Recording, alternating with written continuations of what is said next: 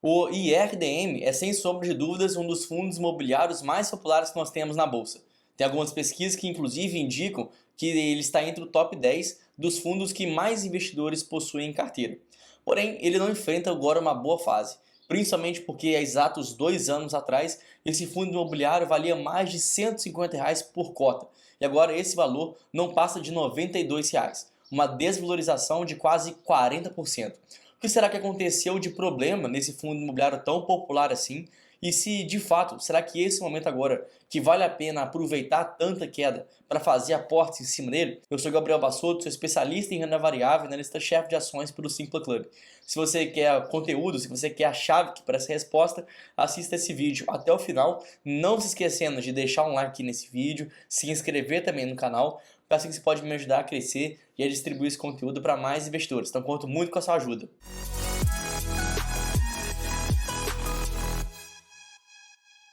Geralmente os fundos de papel, na modalidade em que o IRDM se encaixa, costumam ter uma distribuição de dividendos bem interessante, inclusive até mesmo superior à própria distribuição de dividendos dos fundos de tijolos. Se a gente pegar na média, não só o IRDM, mas outros fundos populares, como o MXRF, o CVBI e também outros fundos de papel, a probabilidade de distribuir mais dividendos em termos percentuais acaba sendo maior do que os fundos de tijolos.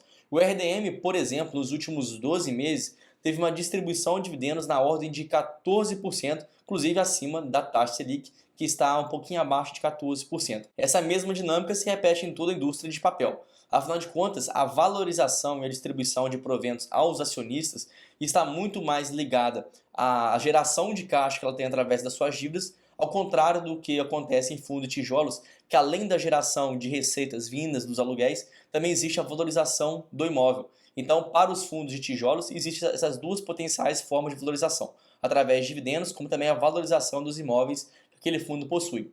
Já que no caso dos fundos imobiliários de papel, por não existir a parcela de imóveis diretamente, todo o potencial de distribuição de retornos vai focar somente nos dividendos. Por isso, em termos percentuais, os fundos de papel tendem a distribuir mais, porque não existe aquela outra parcela da valorização dos imóveis que a princípio poderia ser invisível para muitos dos investidores. Só que como muitos investidores não dão muita atenção para esse lado, acaba que os fundos imobiliários de papel ganharam uma relevância gigantesca na indústria e com certeza o IRDM é uma das principais figuras que nós temos hoje em bolsa de valores. Inclusive, a sua popularidade também foi uma das causas pelas quais fizeram a cota do IRDM cair desde então. Na verdade, já tem 2 anos consecutivos que a cota vem só abaixando o seu preço até chegar agora em uma das mínimas históricas. Então, em primeiro lugar, nós podemos citar o fator P sobre VP, que para fundos de papel ele é muito interessante e acaba sendo um indicador que tem uma certa assertividade a ser monitorado. Porque ele nada mais nada menos do que vai relacionar o preço da cota em relação ao valor patrimonial. E como não existem imóveis atrelados a esse valor patrimonial, apenas dívidas, é muito fácil saber quais dívidas são e quanto elas valem. Afinal de contas, dívidas são papéis. Nós temos acesso a esses números com uma certa facilidade. Diferente, por exemplo, se a gente tivesse muitos imóveis no portfólio, afinal de contas, o valor, o valuation dos imóveis, eles são mutáveis, né? A todo semestre, a toda semana eles podem ter alguma valorização ou desvalorização. Então isso faz com que o indicador P sobre VP para fundos de tijolos não seja lá o melhor, não seja lá o preferido para os investidores. Mas em fundos de papel, aqui no caso do RDM, isso faz total diferença. Quando esse valor foge muito de 1, né, P sobre VP igual a 1, a gente poderia começar a abordar esse fundo com um valuation já mais esticado, um valuation não mais atrativo. Afinal de contas, não existe uma prerrogativa de valorização, somente através da distribuição de dividendos. Então, quando ele se distancia muito desse PVP igual a 1, pode ser um indício que que a cota do fundo está cara. E isso, na verdade, a gente enxerga muito bem na história do IRDM. Se a gente pegar lá em 2021, esse P sobre VP estava na casa de 1,5 vezes. Ou seja, quem comprou IRDM há algum tempo atrás, de fato não fez um bom investimento e simplesmente aproveitou o momento que estava tudo lá muito hypado, todos os investidores procurando aquele tipo de investimento, mas seguiu a manada e não fez bons investimentos. Acontece que agora já existe um movimento reverso. A gente vê que o P sobre o VP do IRDM está inclusive abaixo de 1 e nesse momento se encontra a 0,99 vezes, o que poderia ser algo interessante pensando no histórico de locação do fundo imobiliário. Além do mais, o segundo motivo também teve uma interferência direta no seu valuation. Afinal de contas, no seu modelo de negócios do IRDM, existe um histórico de investir em outros fundos imobiliários.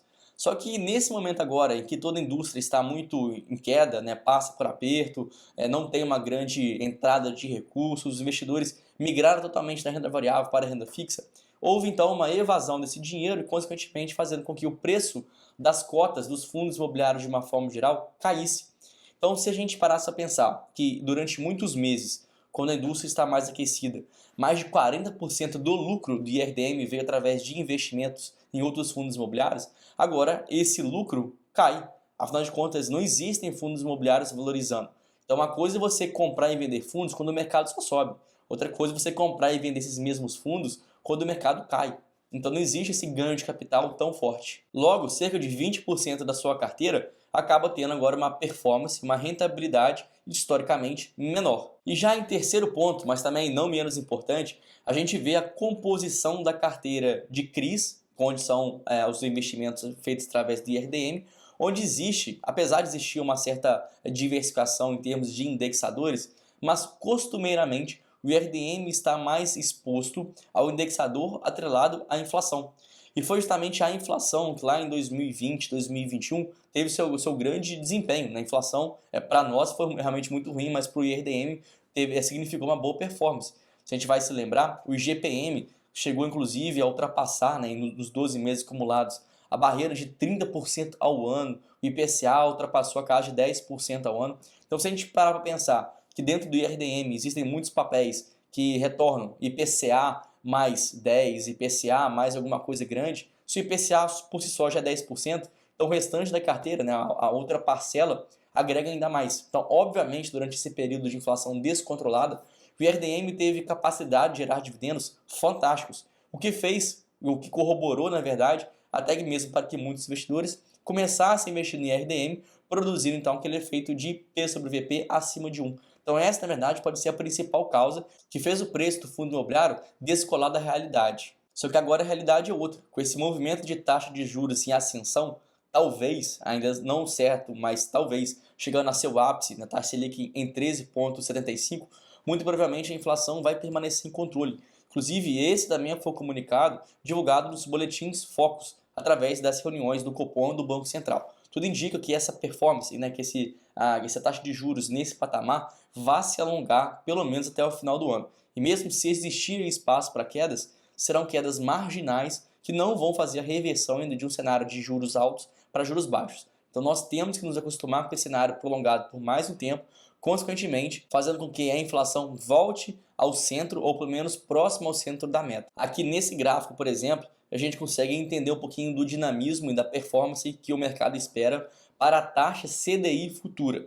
Aqui no caso está sendo negociado hoje em 13,45, e se mesmo a gente colocasse os juros futuros para o final do ano de 2023, para 2024, a gente ainda teria um cenário em que a taxa de juros vai estar alta. Aqui nesse momento, aqui ele já está precificando um DI futuro em 13,43%. Inclusive, as projeções indicadas pelo mercado através daquele último gráfico mostra que os investidores estão muito mais céticos de uma redução da taxa de juros do que o próprio boletim Focus. Aqui, se a gente pega a projeção da taxa Selic para o final de 2023, ela está agora em 12,50.